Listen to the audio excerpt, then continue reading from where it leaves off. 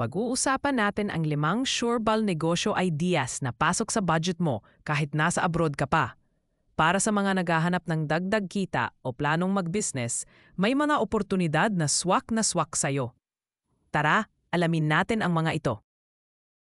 Unang negosyo idea, online selling. Gamit ang mga social media platform, pwede kang magbenta ng mga produkto mula sa Pilipinas o pinagkukunan mo sa ibang bansa. Start small sa mga bagay na alam mong may kalidad at maganda ang review. Siguraduhin lang na maayos ang shipment arrangement. Ang alawa, ang freelancing. Marami kang pwedeng pasukan na gigs online gaya ng graphic design, content writing o social media management. Isang magandang investment ito kasi ikaw ang nagkokontrol ng oras mo. Ang atlo, ang pasalubong box business. Kung marami kang kakilala o community sa abroad, pwede kang mag-offer ng curated pasalubong boxes galing sa Pinas.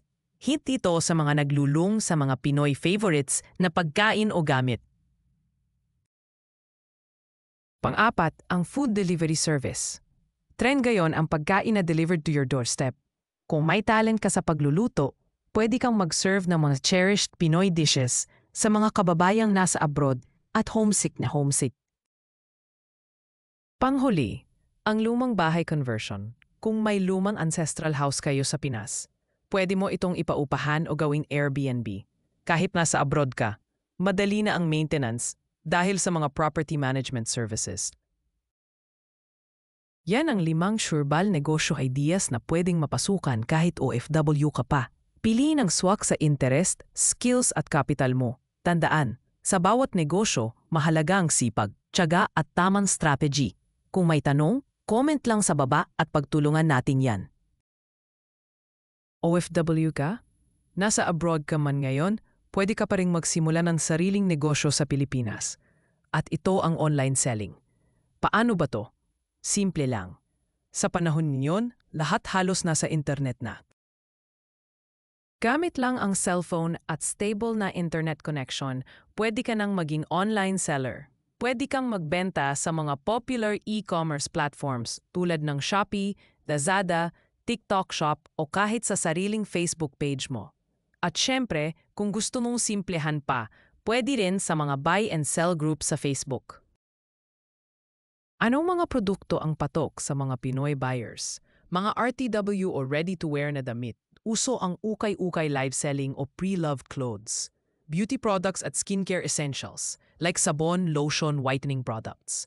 Gadget accessories, mga phone case, charger, earphones. Home essentials gaya ng kitchen tools, organizers at storage solutions. At syempre, kung anumang trending item sa Pilipinas ngayon. Laging mag-research kung ano ang mga nauusong produkto sa TikTok, Facebook Marketplace o Lazada Hot Deals. Paano ang order fulfillment kung nasa abroad ka? Worried ka kung paano i-deliver? Don't worry! Kung may kamag-anak o kaibigan ka sa Pilipinas, pwede silang maging partner mo sa pag-pack at pag-ship ng mga orders. Ang role mo bilang OFW entrepreneur, mag-market online, makipag-communicate sa customers, mag-manage ng orders, at makipag-coordinate sa taga-Pinas mo na taga-ship ng products. Gamit lang ang Messenger, Viber o WhatsApp, kaya mo nang i-monitor ang negosyo mo kahit nasa ibang bansa ka. Bakit swak na swak ang online selling para sa OFWs? Unang-una, hindi mo kailangang umuwi o maging physically present sa Pilipinas para mag-operate ng negosyo. Pangalawa, konting puhunan lang ang kailangan para makapagsimula. Sa ibang cases, less than 5,000 pesos, pwede ka nang magsimula ng small inventory. Pangatlo, flexible ito sa oras. Kahit busy ka sa trabaho sa abroad, pwede mong gawin sa free time mo. At pang-apat, scalable ito. Ibig sabihin, pwedeng maliit muna ngayon, pero habang tumatagal, pwedeng lumaki at maging full-time business mo na sa hinaharap. Quick tips para sa mga OFW online sellers. Maghanap ng reliable supplier sa Pilipinas na may magandang quality at mabilis ang shipping. Pumili ng produkto na madaling i-market online at hindi madaling masira habang nasa delivery. Gumamit ng free tools tulad ng Canva para sa pag-edit ng product photos at paggawa ng social media posts. Mag-aral ng basic online marketing tulad ng tamang pag-post, paggawa ng catchy captions, at pag-boost ng Facebook ads kung may budget. At pinaka-importante, always provide good customer service. Masaya ang customer equals repeat orders equals tuloy-tuloy na kita. So kung gusto mong magkaroon ng extra income kahit nasa abroad ka, online selling is a great first step para sa'yo. Simulan mo na habang maaga. Next business idea na swak para sa mga OFW. Freelancing. Alam mo ba na kahit nasa ibang bansa ka, pwede kang kumita online gamit lang ang skills mo at internet connection? Hindi mo na kailangan ng malaking puhunan o pisikal na produkto. Ang puhunan mo dito ay ang galing at talento mo. Ano ba ang freelancing? Simple lang. Ang freelancing ay ang pagtatrabaho para sa iba't ibang clients o kumpanyang online, pero hindi ka empleyado. Project-based, per task, o per hour ang bayad sa'yo.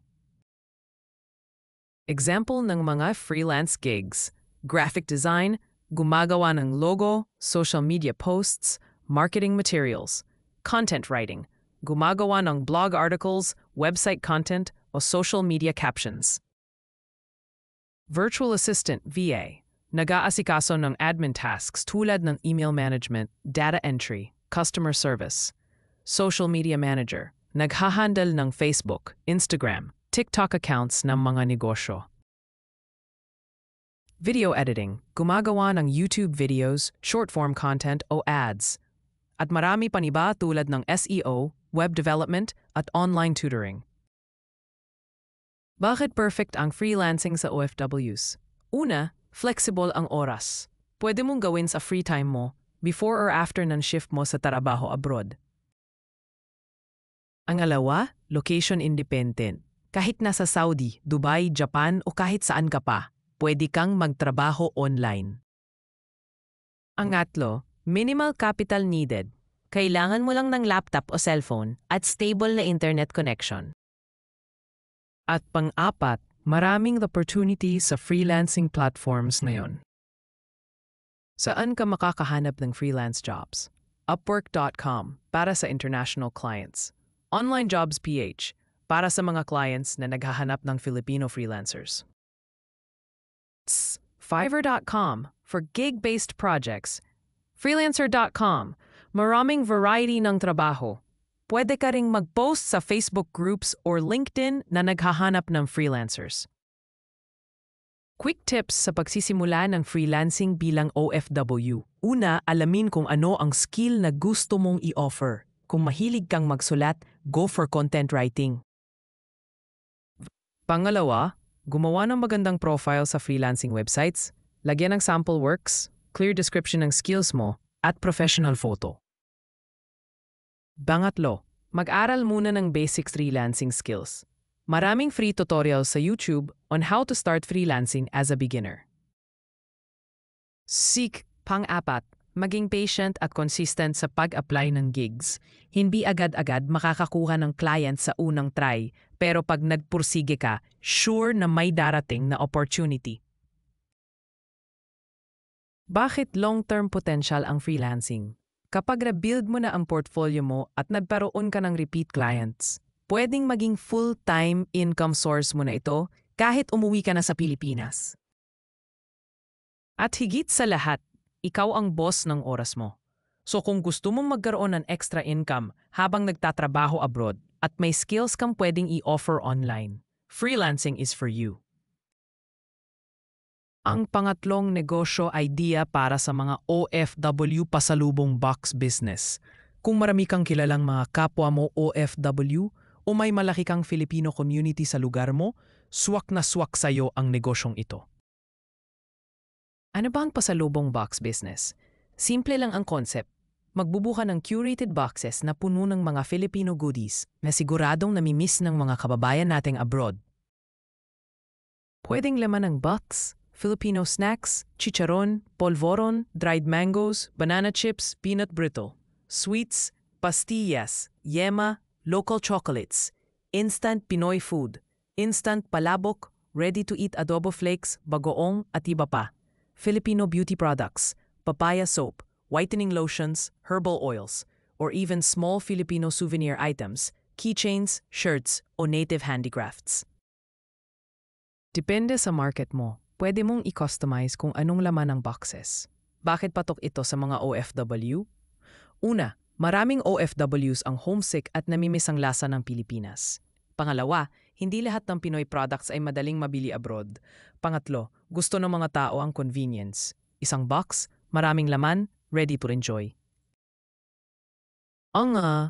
Maraming OFWs ang homesick at namimiss ang lasa ng Pilipinas. Pangalawa, hindi lahat ng Pinoy products ay madaling mabili abroad. Pangatlo, gusto ng mga tao ang convenience. Isang box, maraming laman, ready to enjoy. Pwede mo rin tong gawing subscription box service kung saan monthly or quarterly silang makakatanggap ng bagong box na puno ng bagong products.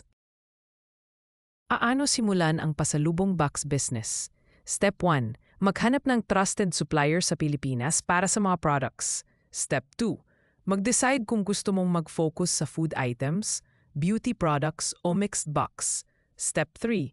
Maghanap ng affordable shipping options para makarating ito sa abroad. Step 4.